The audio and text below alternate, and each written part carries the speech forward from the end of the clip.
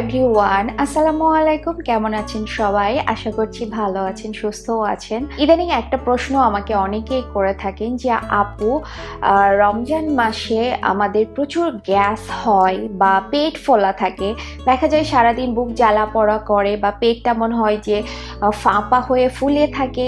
এছাড়া প্রচুর পরিমাণে অ্যাসিডিটি হয়, বদহজম হয়। তো এই সমস্যা থেকে কি করে আমরা পরিত্রাণ পেতে পারি, আজকের ভিডিওটাতে আমি বলবো যে কিভাবে আপনারা অ্যাসিডিটি থেকে মুক্তি পেতে পারেন বা অতিরিক্ত গ্যাস, বদহজম, পেট ফোলা ভাব না হয়, সাথে সাথে কিভাবে আপনাদের ইফতার প্ল্যাটার বা ইফতারের প্লেটটা সাজালে ওজনও কমবে। এই সব কিছু নিয়েই হচ্ছে আজকের এই ভিডিওটা। তো যারা যারা এখন পর্যন্ত চ্যানেলটি সাবস্ক্রাইব করেনি তারা প্লিজ সাবস্ক্রাইব করে নেবেন, আর পাশে দেওয়া যে বেল বাটনটা আছে সেখানেও ক্লিক করে নেবেন। সারাদিন রোজা রাখার পরে ইফতারে আমাদের শরীর এমন সব খাবার চাই যা সহজে হজম হবে, আমাদের শরীরে শক্তি যোগাবে, সাথে সাথে পেটে ফোলা ভাব বা গ্যাসও হবে না। অনেক সময় আমরা অতিরিক্ত ভাজাভুজি খাবার, মশলাদার খাবার খেয়ে ফেলি, ফলে তা সহজে হজম হয় না এবং গ্যাসের সৃষ্টি করে এবং তা ওজন কমাতেও বাধার সৃষ্টি করে। তাই এমন ধরনের ইফতার প্ল্যাটার আপনাকে নির্বাচন করতে হবে যাতে গ্যাস না হয় বা সহজে হজম হয়, সাথে সাথে আপনার ওজনটাও কমে। ওকে, এখন আমরা জেনে নিই যে একটি হেলদি ইফতার প্ল্যাটার বা ইফতারের প্লেট আমরা কি কি খাবার দিয়ে সাজাতে পারি। প্রথমে হচ্ছে খেজুর। ইফতার প্লেটে আমরা 1টা থেকে 2টা খেজুর রাখতে পারি। খেজুর হলো প্রাকৃতিক চিনি এবং ফাইবারের অনেক ভালো উৎস, যা রোজার পর আমাদের শরীরকে দ্রুত শক্তি দেয় এবং হজমে সাহায্য করে। এটি আমাদের গাট হেলথ ভালো রাখে এবং গ্যাসের সমস্যা কমায়। তাছাড়া আমাদের যে মিষ্টি ক্রেভিং আছে, যে মিষ্টি খেতে ইচ্ছে করে, এটাও কমায়। এরপরে হচ্ছে 1 গ্লাস ভেজানো চিয়া সিডস বা তোকমা দিয়ে বানানো কোনো শরবত। 1 গ্লাস পানিতে 1 চা চামচ চিয়া সিডস বা তোকমা দানা আপনি ভিজিয়ে রাখতে পারেন ইফতারের 15 মিনিট আগে।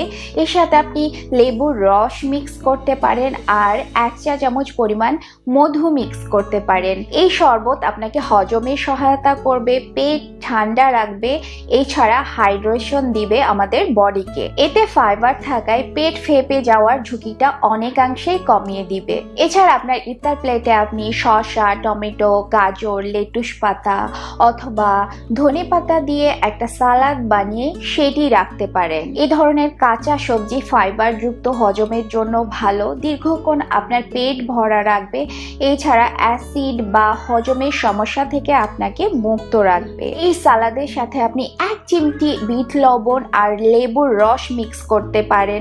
এছাড়া কিছু কাঁচা ছোলা অ্যাড করতে পারেন। এই সালাডটি আপনার ইফতার প্লেটে রাখলে আপনার ওজন কমাতেও সাহায্য করবে, সাথে সাথে আপনাকে নিউট্রিশনও দিবে। আপনার ইফতার প্লেটে আপনি 1/2 কাপ টক দই রাখতে পারেন।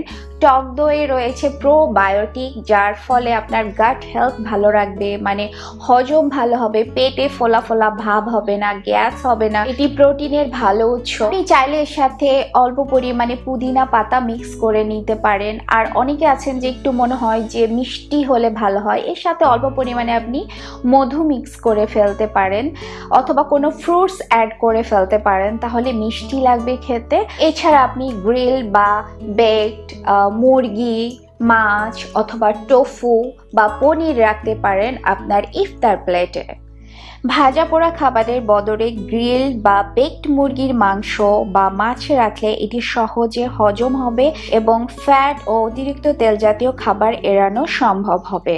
এছাড়া আপনি 1/2 কাপ কাঁচা ছোলা, সাথে কিছু শসা, গাজর, টমেটো সবজি মিক্স করে একটা সালাদ বানাতে পারেন। এটিও আপনার অ্যাসিডিটি, গ্যাস বা ফোলাভাব কমাতে সাহায্য করবে, সাথে সাথে আপনাকে প্রপার নিউট্রিশন দিবে এবং ওজন কমাতেও সাহায্য করবে। আপনার ইফতার প্লেটে আপনি 1 গ্লাস ডাবের পানি রাখতে পারেন। এটি বলতে গেলে একটি প্রাকৃতিক শরবত। আমাদের যে একটু মিষ্টি খেতে ইচ্ছে করে ইফতারে, তো এই ডাবের পানি আপনার সেই মিষ্টি খাওয়ার ইচ্ছেটা পূরণ করবে, সে সাথে আপনার বডিকে হাইড্রেটেড রাখবে আর পেটের ফোলাভাব কমাতে সাহায্য করবে।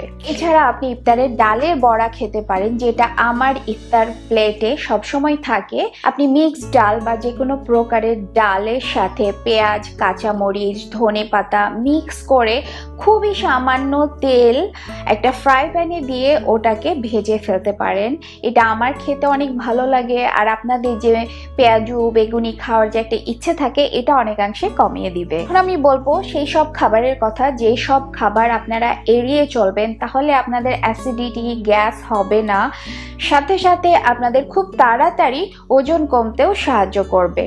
ইফতারে পেঁয়াজি, বেগুনি, আলুর চপ বা ভাজা পোড়া সকল রকমের খাবার আপনাকে অ্যাভয়েড করতে হবে, তাহলে আপনার অ্যাসিডিটি হবে না, সাথে সাথে ওজনও কমবে। অতিরিক্ত চিনি জাতীয় শরবত বা চিনি জাতীয় খাবার, বিভিন্ন টাইপের সফট ড্রিঙ্কস আপনাকে ইফতারে বাদ দিতে হবে, তাহলে আপনার ওজন সহজেই কমাতে পারবেন।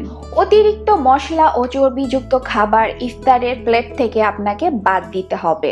অতিরিক্ত মশলা ও চর্বি জাতীয় খাবার আপনার পাকস্থলীতে অ্যাসিডের ভারসাম্য নষ্ট করে ফেলে, ফলে অ্যাসিডিটি হয়, পেট ফুলে যায় এবং আমাদের ওজন কমতেও দেয় না। তাই আপনাকে এই খাবারগুলো বাদ দিতে হবে।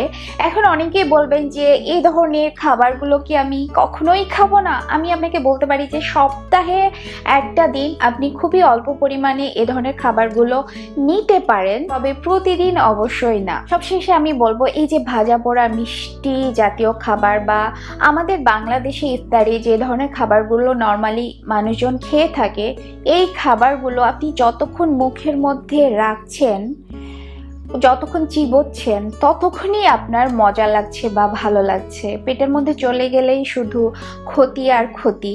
দিন শেষে বা সব শেষে আমরা কি চাই?